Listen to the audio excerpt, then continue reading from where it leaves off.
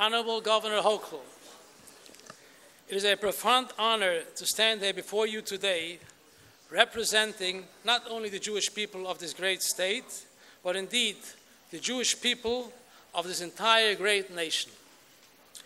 Our sages teach us that sincere words that come from the heart will find their way to the hearts of those spoken to.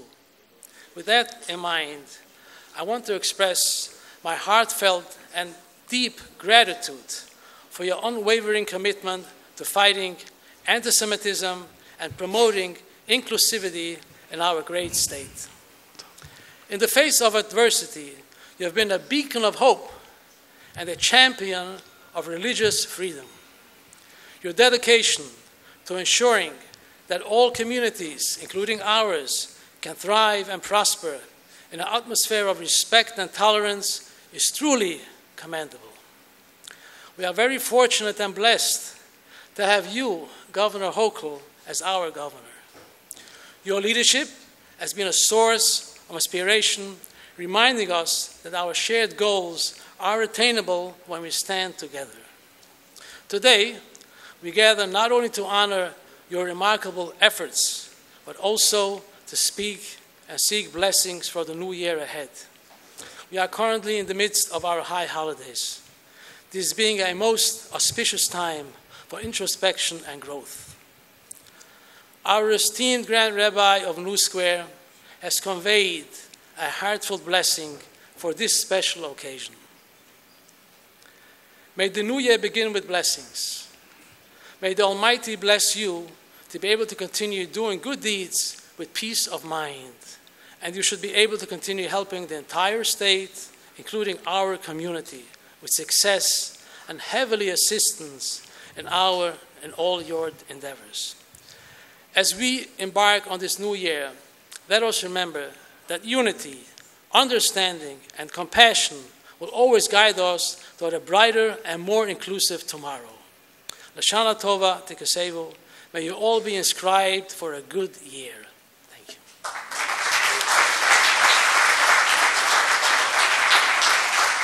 Please welcome back to the stage the 57th Governor of the great state of New York, Governor Kathy Hochul.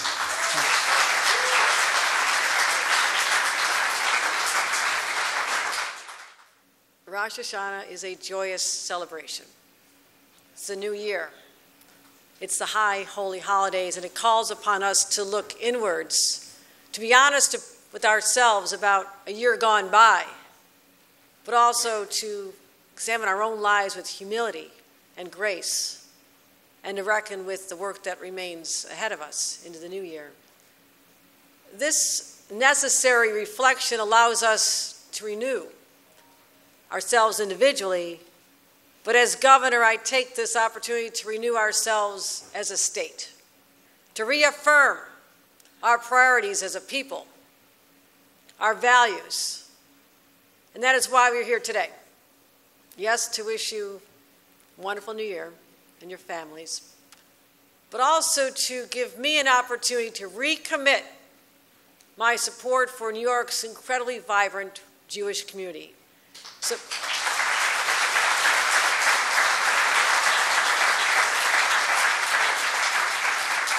and what that commitment means is I want to ensure that this place that we are so proud to say is the largest Jewish community outside of Israel, that we will be the place where we teach what tolerance and acceptance is all about, and understanding, because I want New York to be the place that people of all faiths, but particularly the Jewish community that is under siege, where people can stand up with pride, to walk without fear, to worship without anxiety, looking over their shoulder.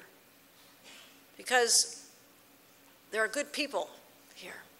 This place is filled with good, committed people who are on that journey with me. And we are so honored to mark this celebration with not just New York leaders, but national and global leaders.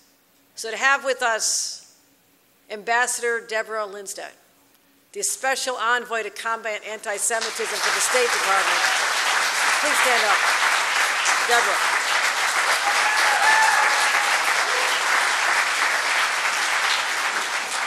Thank you for joining us. I look forward to your remarks. We also have the Acting Consul General in New York, a position of great prominence. They get to know everybody. Zahir, can I pronounce that right? Zahir. Zahir. I will practice that. Zahir. I will practice Zahir. Thank you. Thank you, Consul General. And Ted Deutsch, who's traveling the world, has found his way to New York, the CEO of the American Jewish Committee, and a former colleague of mine in Congress, so we have that in common. We served together. I was there when the Tea Party just got elected. What a quaint time that was, Ted. And Rio Daniel, the CEO of this extraordinary place where people can gather and share ideas and remember, but also to understand that we have to pass on the stories to our children. That is our moral responsibility. So to Rio, I want to thank you for hosting us, the Center for Jewish History, and all your board members, the presidents, everybody who cares so deeply about this. And so many faith leaders, community partners, and to all my friends who are elected officials. There are a lot of you. I can't name all of you today, but I will give one special shout out to someone who's rather new on the job, Sam Berger, brand new assembly member. Stand up.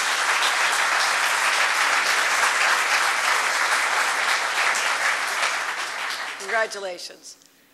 For generations, the world has looked to New York as this haven from hate. That's what we're known for, a beacon of acceptance since our earliest times. And we are so proud of not just individuals who came here seeking freedom, seeking life, especially in the midst of the Holocaust. We are the home of 40,000 still living, still contributing Holocaust survivors. I have sat with them. I had an extraordinary encounter with 10 women who were telling me what their childhood were like, that they'd literally been robbed from them. They had no childhood to speak of. But also how they were seeing signs today that bring back memories and worries about where we're heading. I think we need to listen to those voices. But because they experienced humankind at its very, very worst.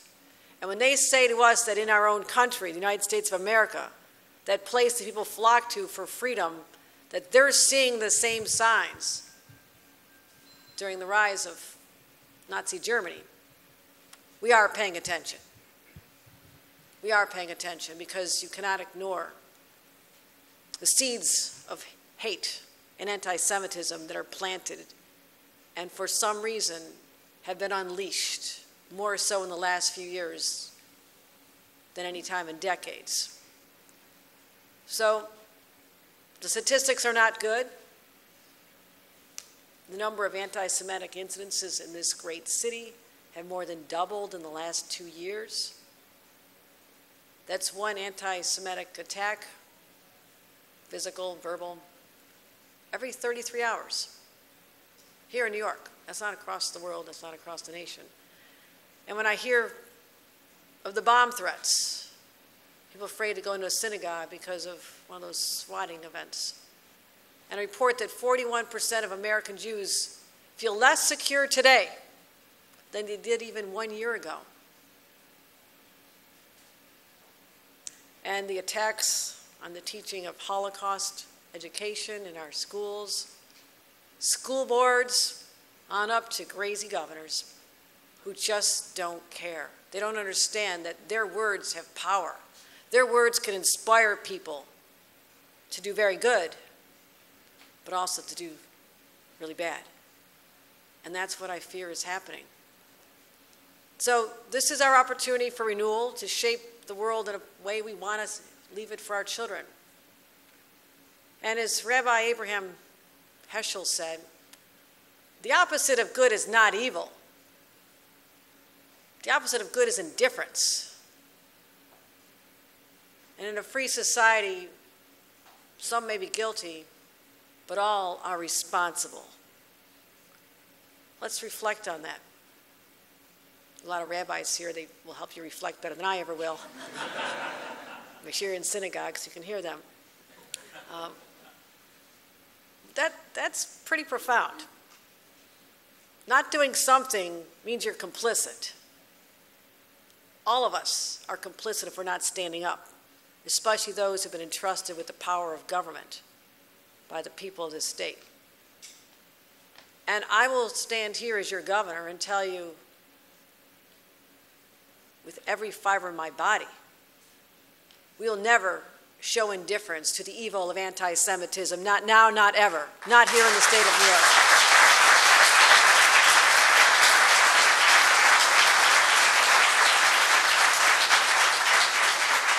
And we working with the federal government, will set the standards of what responsible governance looks like, what a responsible society looks like, that hopefully others will emulate.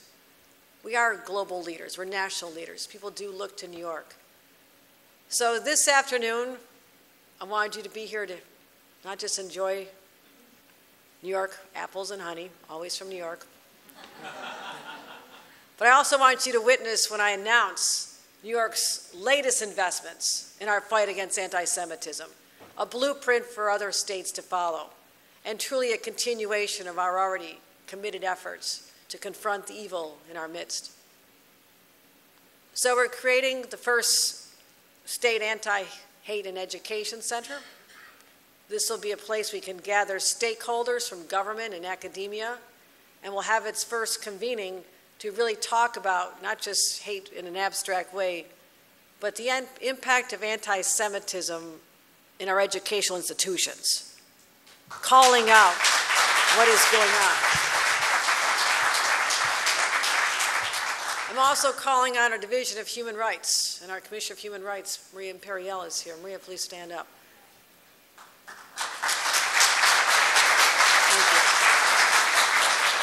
Thank you. To use the Division of Human Rights to continue improving our hate and bias prevention unit's data collection. We have to solve a problem, but you have to be able to measure it first, right? And I thank you for helping spearhead that effort. Also, a youth initiative to encourage our children to challenge discrimination when they see it among their peers. I mean, no child is born with hate in their heart. It's learned. And I believe it can be unlearned. That's what education is. That's the power of education. So we'll have an opportunity to teach our children what it's like. Maybe they should experience what it would feel like to be a young Jewish child wearing a yarmulke on his way to yeshiva who has to turn his head and react to every sound. Because I encountered a child like that, and he said to me, I have a question for you, Governor. I'm afraid when I wear my yarmulke, and my friends say maybe I shouldn't wear it because it's a target on me. Someone's going to hurt me. And I said, no, young man, you must wear that. You must wear that with pride because your ancestors have endured anti-Semitism for thousands of years, and they endured. They never surrendered to the hate. And while it's scary for you, you must be strong, you must be proud, and never cower to those whose lives and hearts are full of hate. And someday you too will pass on to your children this sacred opportunity, sacred obligation, to be the pride in your traditions that must endure, that have endured to the ages because of brave, courageous people. You must continue. I also want to create the first in the nation program to empower community organizations to help lead other organizations. This is not just a Jewish experience. We are all diminished when one of us is hurt. We're feeling ashamed of their identity and fearful. That hurts all of us. So to help lead these system-wide anti-hate efforts, I'm putting, with the support of the state legislators who are here today, and I want to thank again our assembly members and our senators who are here. They're extraordinary people. They are leaders. They're my partners in government. We are funding $500,000 toward this effort to help expand the reach of our message. We also want to make sure that the victims of these crimes know that they are entitled to support. And the Victims' Compensation Fund, which can be complicated to navigate, I said, let's make it easier. Let's make it easier. Why does life have to be so hard? People have been through enough. Also, I have our Superintendent of State Police here, Steve Nigrelli, and we're continuing to promote our hate crime education. Hate crime education in our police training efforts. This is part of the academy now. This is also re-education, and also launch mental health initiatives to help the Jewish community handle what they're going through over the last couple of years particularly. And I'm announcing $38 million today to strengthen safety at sites that have become vulnerable targets. We have done a lot in the past, but I also know there's still vulnerabilities that exist. So I want the word out that we have the resources, we have the commitment, we have the people who will do the right thing. So watch out. Don't bother. It won't be worth it. And I don't ever want to find any limitations on our ability as a state or my ability as a governor, whose #1 job is to protect people of this state, all people. I don't want any limitations on what we can do. I want to expand, reach out, leave nothing untapped to make sure that people are safe. But also, the federal government is a great partner as well. President Biden announced the first ever U.S. national strategy to counter anti-Semitism back in May. I was delighted at how ambitious it was. This is not just a token effort. Oh, here's a little playbook. Let's talk about that on a press conference day and move on. I'm proud that New York has already gone so far in accomplishing the goals the president has laid out. And we feel that New York is leading from the front. We've done a lot. $150 million for physical security in places like synagogues, grants to help with hate crimes, largest ever, strengthening our public safety laws, making sure that hate crimes are bail eligible because they weren't. We've also taken unprecedented action to create the nation's first domestic terrorism prevention unit that targets specific groups that are at risk. And we want to make sure that we continue to be the first. Another area we gathered not long ago to talk about was that there was a law in the books in the state of New York that says Holocaust education is supposed to be taught in schools. I don't remember it. I don't know that people are actually teaching it. So I want them to confirm and verify their compliance with the law. We passed a law to make sure, and again, I thank our legislators, make sure this is actually happening. Because there's tremendous power in creating empathy in young people when they're exposed to the horrors of the Holocaust at a young age and realize this has happened perhaps in their grandparents' lifetime, not that long ago. Let non-Jewish children also understand what never forget means. Imagine the power of that. So, I know these sound like another strategy, a lot of money, a lot of support. The greater challenge is not to make these announcements, but also how do we change the hearts and minds of others who sometimes visit us in places like this. They're always welcome. This is New York. But I promise you, these are not just policy pronouncements. It's a deep, unwavering belief that we have the power to make change here and now. I wouldn't be doing this if I didn't think we did. I wouldn't be wasting your time, because I truly believe in my heart we can change people's attitudes, one person at a time. And when I think about all the groups in our state who are subjected to hate crimes, and there are many, we had a white supremacist massacre 10 of my neighbors in Buffalo, simply searching for the largest black population this individual could find. The fact that he had traveled 3 hours to Buffalo was a statement itself. That people are not growing up with people who are not exactly like them. They're not learning that tolerance at a young age. We also have not just communities of color under siege. The LGBTQ community is under siege. You know what the rise in anti-Semitism is all about. Asian hate crimes are on the rise. When you add up all the people that are subjected to this hatred and bigotry, there's a lot more of us than them, right?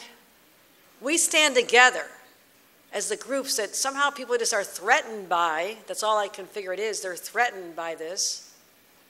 And we band together, shoulder to shoulder. We march onward. And then there is no stopping us. And I want to make sure that our world that we leave to our children allows them to grow up with the innocence that they're entitled to, full of love and hope and possibilities. So today, I'm calling on other governors to help.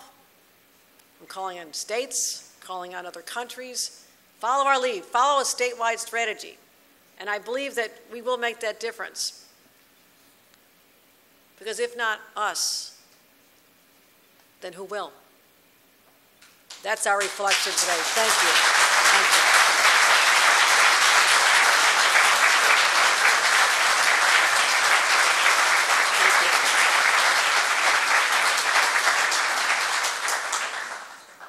you. With that, it's a great honor for me to call up Ambassador Deborah Lindstedt to hear about what the federal government under the leadership of President Joe Biden is tackling in this very time, and New York is so proud to partner with you and help lead the nation. Ambassador.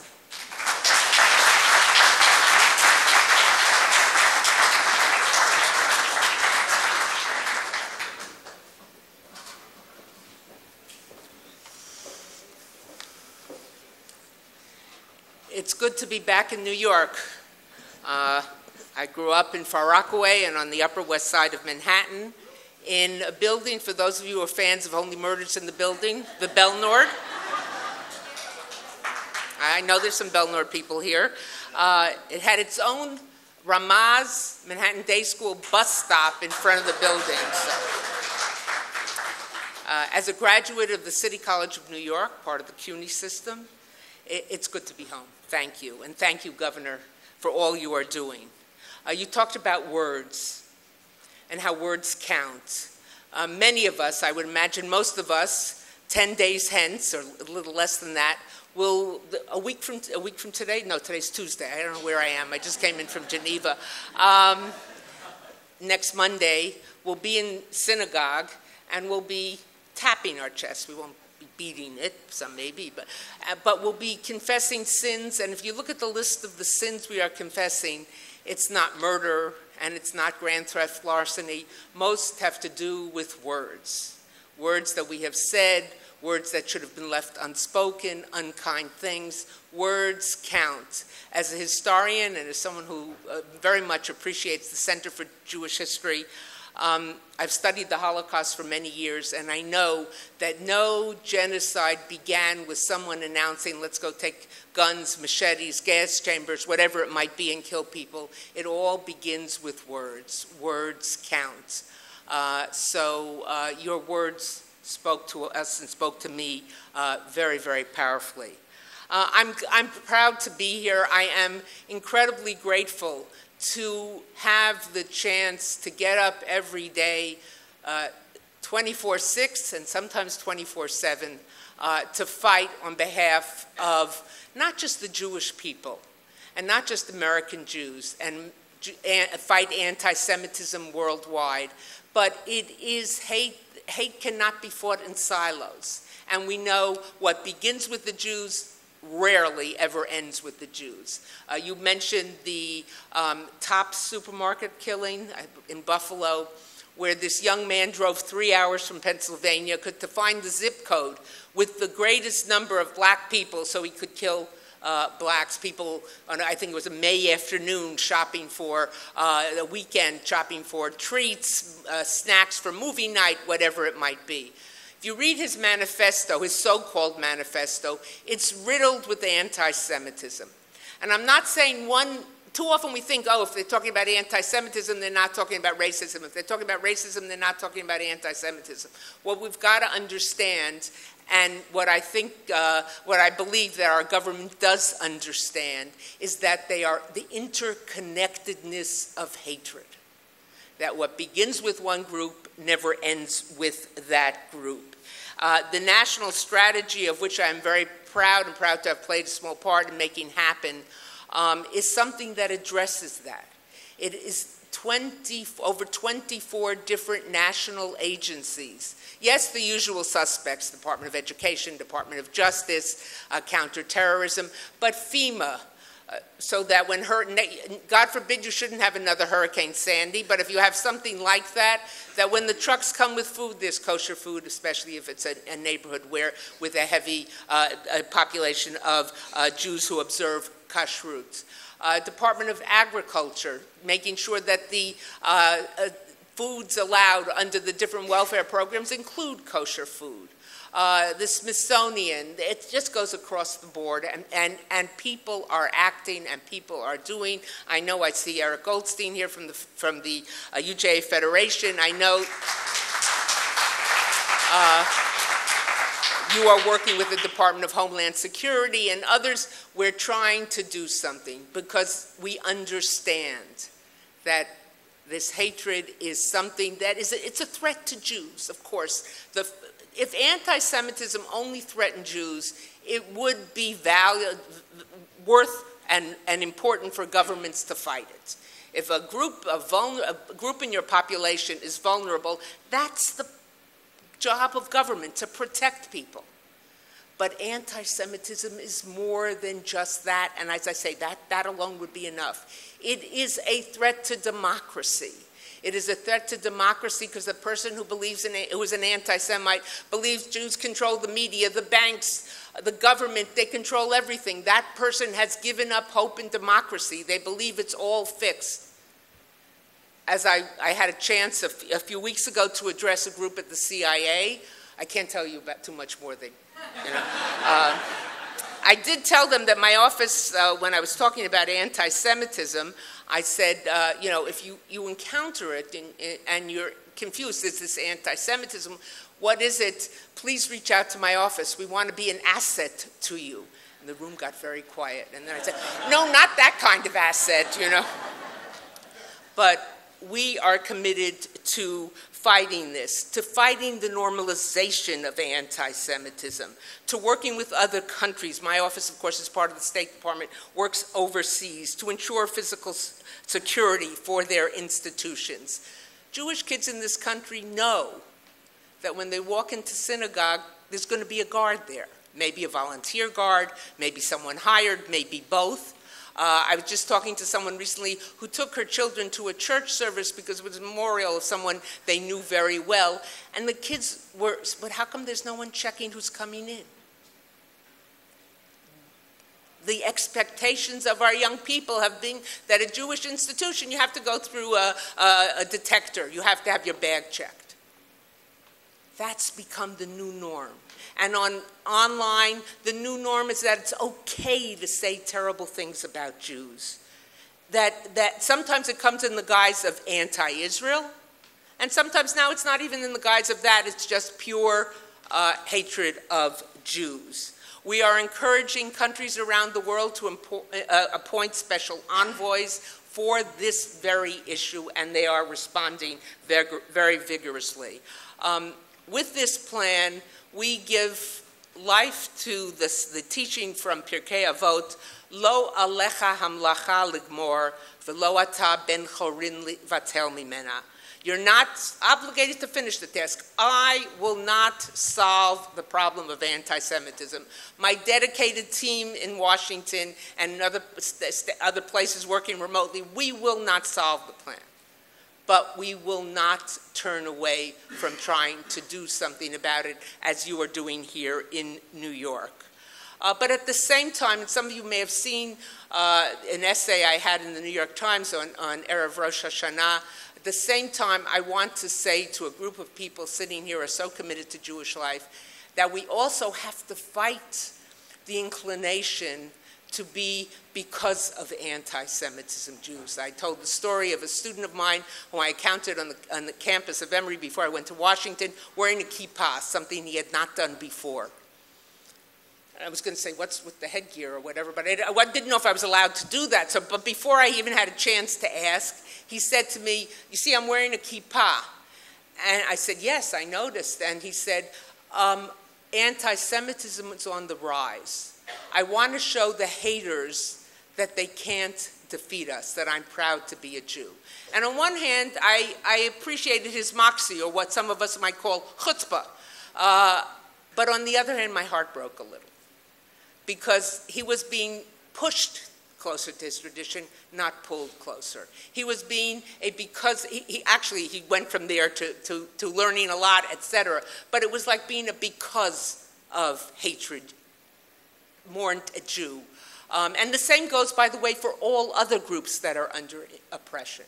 What I think we have to be is not a because of anti-Semitism, but as the song we often sing at Havdalah at the end of Shabbat, when we sing about the coming of Eliyahu Hanavi, who we believe will usher in the Messianic age, an age of peace and justice and harmony. V'af al pi sheyitmamea. Even though there are those who have tried so often to destroy us. And finally now, 80 years after the Holocaust, we've reached the number that we were before. Of course, the rest of the world has increased dramatically in population in that time. But we have to be af al pi, we have to be despite. And one of the ways I can do my job is because I know what I'm fighting for, and not just what I'm fighting against. But government can't do it alone. The governor just laid out a very impressive list of goals and accomplishments and things that are happening here in New York. But the most extensive work on the part of government will not solve the problem. It has to be a whole of society approach. Speak up. To paraphrase our friends at TSA, whom I know too well, when you see something, say something. When you hear something, say something. When someone makes a crack, makes a joke, says something, even if, it's just a joke, say something. Doesn't mean you have to hit them in the nose, but say something. There was a time where we could keep silent. There was a time, I don't want to make a fuss. That time is gone. We have to act. We have to speak out. And if for lo achshav ematai, if not now, when? One of the things I learned as soon as I reached Washington is that you have to have good friends in the rest of the State Department, which is a city in and of itself. But if you really want to accomplish anything working in the executive branch, you also have to have good friends on Capitol Hill. Very good friends and supporters. And I know in the New York State, when you were on the Hill and others, your representatives are very great supporters of this fight against anti-Semitism and this fight for Jewish life. But the state of Florida also had someone who was pretty good. In fact, he was very good. And so it was with very mixed emotions when I learned that my good friend Ted Deutsch was leaving Capitol Hill. The reason my emotions were mixed is I knew he was going into something very, very important and very significant for Jews, not just in the United States, but for Jews worldwide. So I'm very happy to call on the CEO of American Jewish Committee, former Congressman Ted Deutsch.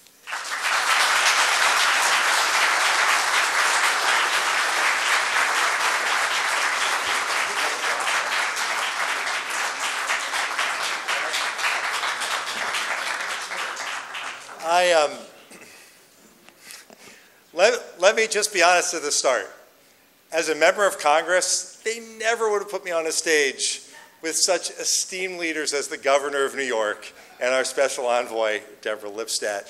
I'm so privileged to be here in this role. I was thinking, and I had a speech that I'm not going to deliver because you heard two magnificent speeches. I'm just going to offer some words of thanks. Governor Hochul, you talked about those days when we served together in Congress. It was a simpler time. We both represented congressional districts of probably around 700,000 people at the time. I'm struck by what's happened since. You're now the chief executive of a state of 20 million people with immense responsibility, and among those responsibilities is ensuring that every person in the state is safe and can thrive.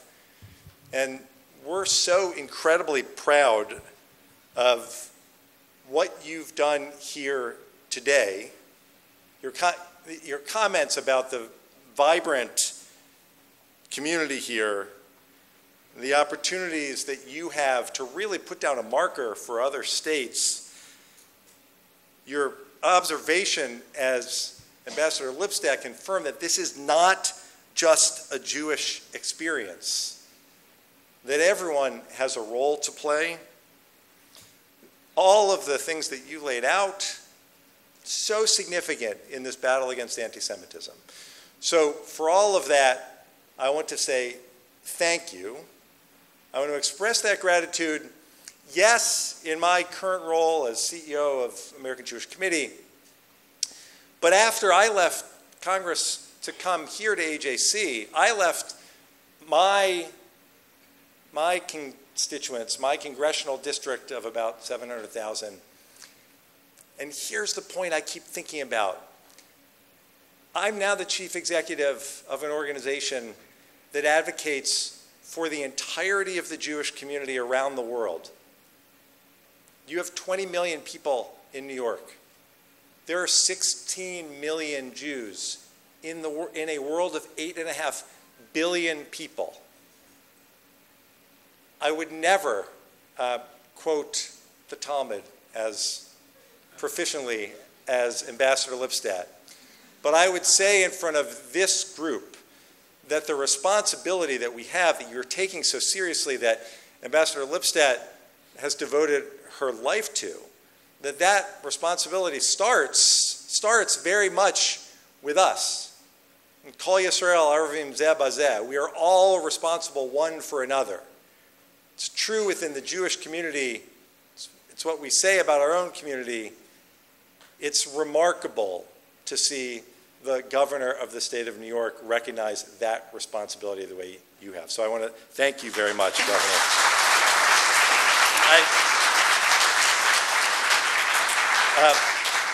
For Ambassador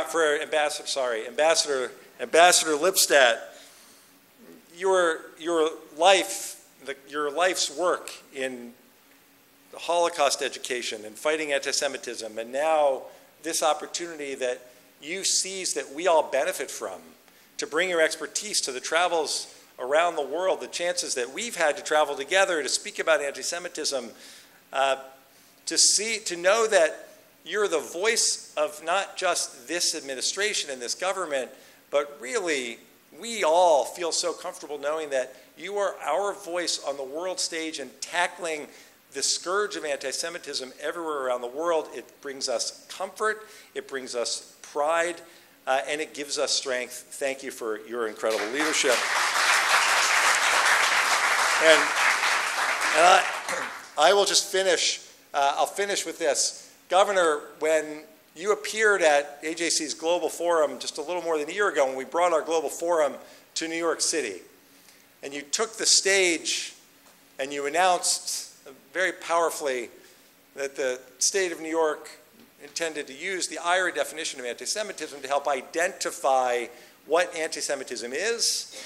And here you are today announcing all of the ways that you're combating it.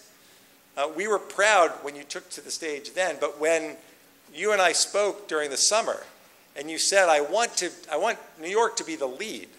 I have a responsibility as governor to make sure that the rest of the country knows what can be done to fight anti-Semitism.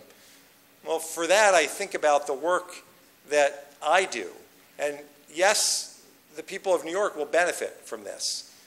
But in our offices all around the country and around the world, there are Jewish communities who will benefit from your leadership, who will benefit from the model that's being set here in New York, who will benefit from the plans implemented at the state level at the city level, at the county level, all flowing directly from the national strategy to combat anti-Semitism, and all exemplified by what we're doing here. AJC has been proud to work with your team. We look forward to working with your team, to so many of our colleagues in this important work. I didn't see Eric, but Eric Goldstein is an important partner, and I know we've worked closely together already, and Avi Greenstein, I think, is here and is an important partner, and so many other groups and individuals. There's so many people who are in this together in support of what you're doing, and Deborah in support of what you're doing. And I would just finish with this. There's no better time than during the Yamim Noraim for us to come together at a moment when we're taking account of who we are individually, what we are as a community, and we think about the year past and we think about the year ahead. And to come to the Center for Jewish History at a historic moment like today with esteemed leaders from our state and our federal government, we should leave here today feeling as proud of the community that we live in, as proud as we can be and should be every day of being Jews in New York, in America, in the world, recognizing how vibrant our community is, the diversity of our community, and the opportunity to come together not just here, but at moments, so many moments on into the future, to fight anti-Semitism, but as Ambassador points out, not to let the anti-Semites define us. Your op-ed was brilliant. We leave here committed to this battle, not because of how others feel about us, but because of the pride we feel in ourselves as a Jewish community and proud Jews living in America. Thank you for letting me be a part of this. That concludes our program. Thank you so much for coming, and please join us outside of the auditorium to celebrate Rosh Hashanah.